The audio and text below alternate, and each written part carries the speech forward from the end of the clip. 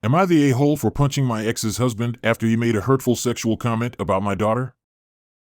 My ex and I split up when my daughter Sarah, 14, was 4. My ex has been married to her husband Sean for almost 3 years.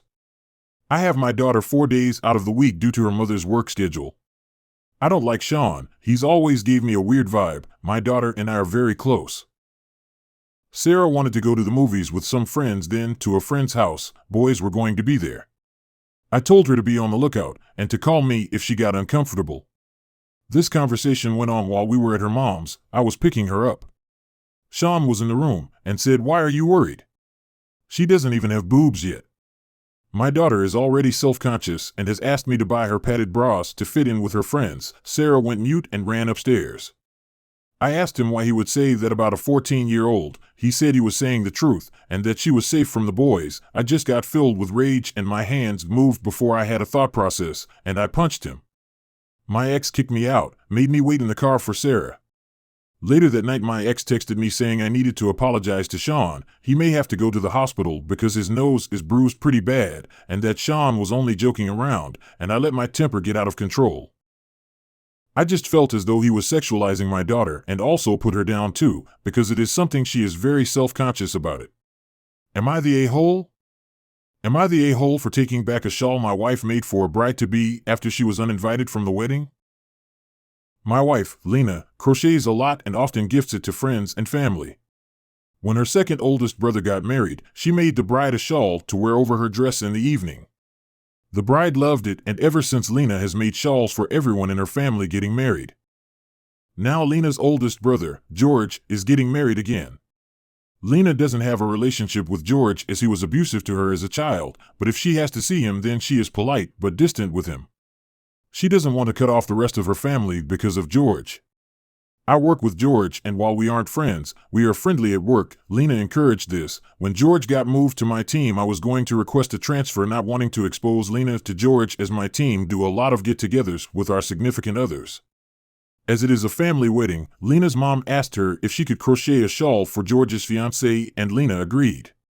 It was arranged that once it was finished, I would take it to work to give to George so that Lena didn't have to see him.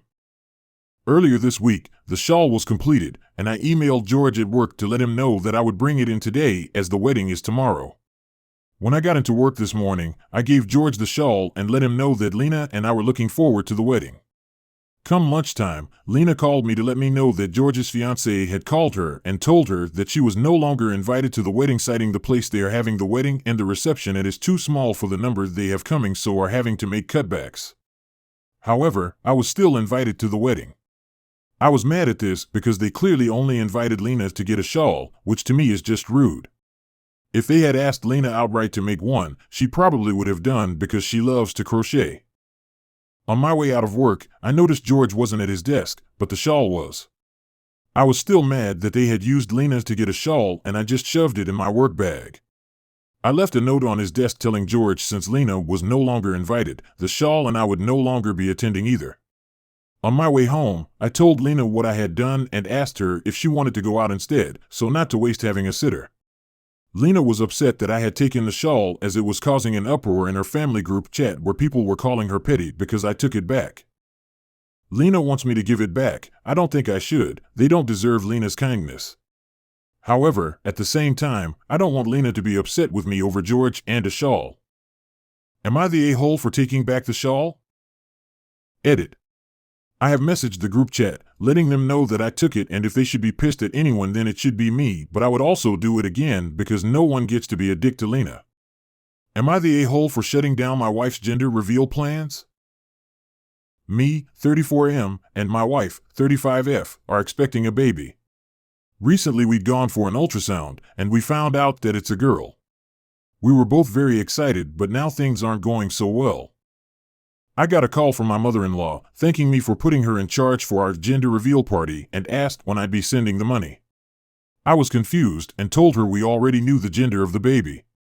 She said my wife told her that and they were hosting the gender reveal for the other family members who we haven't told, and she thought it was weird that I didn't already know this since we asked her.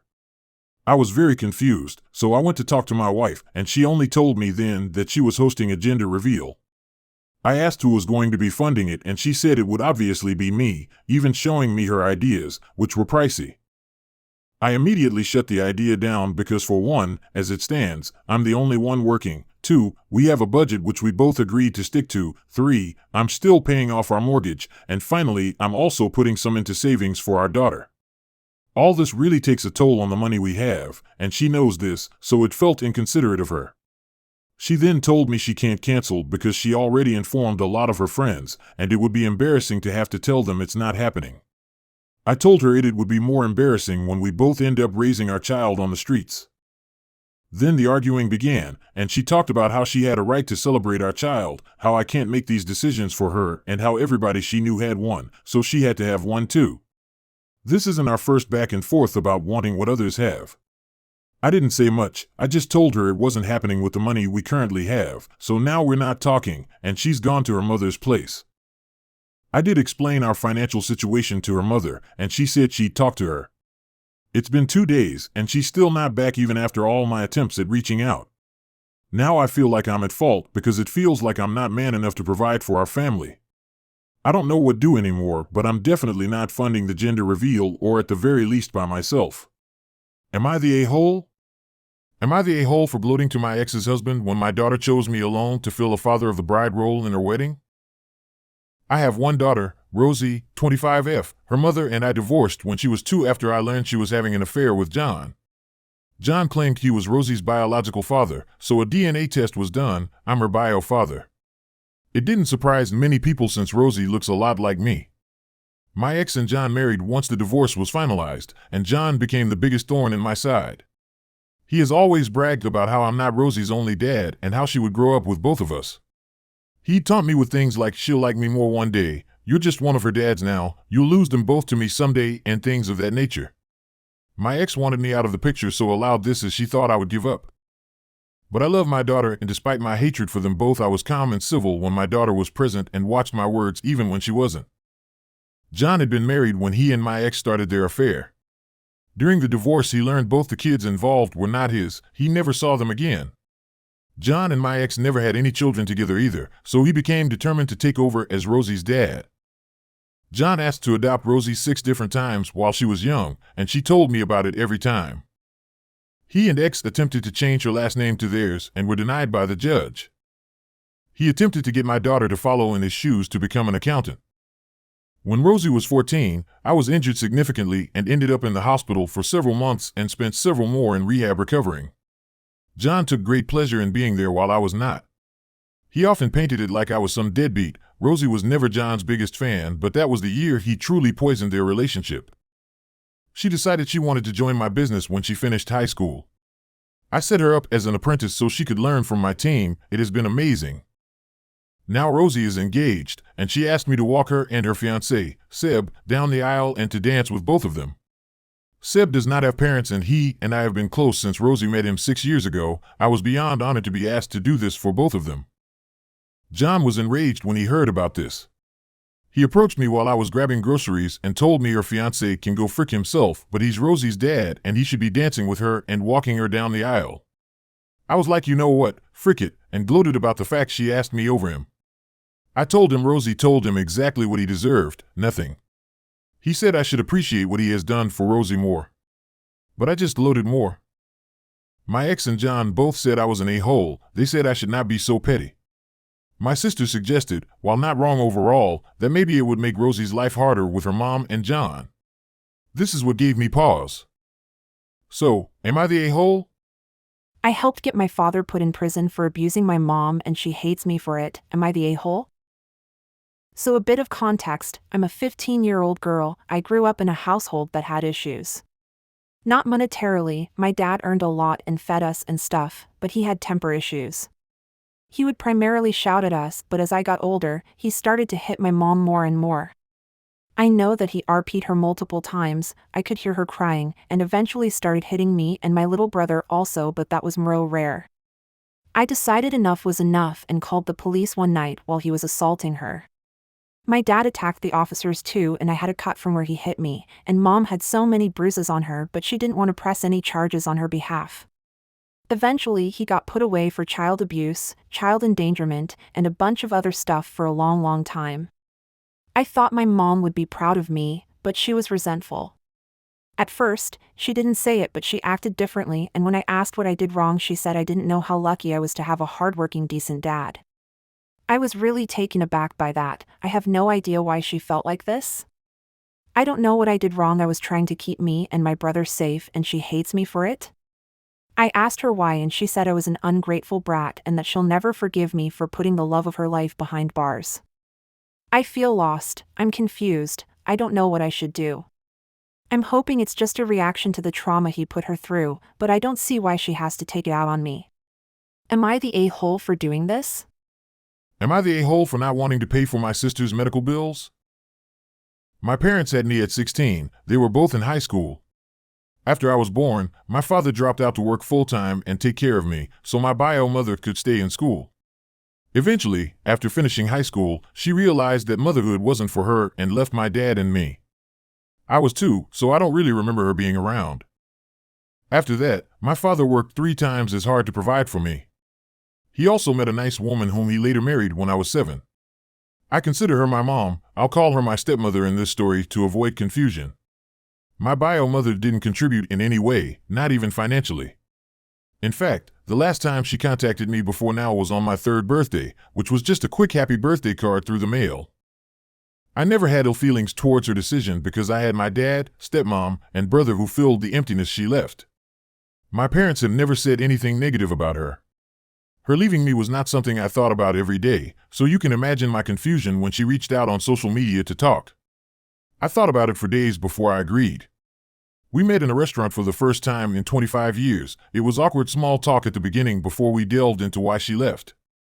My bio mother teared up while explaining why. She suffered from postpartum depression and felt trapped by the constant cycle, so she felt compelled to leave.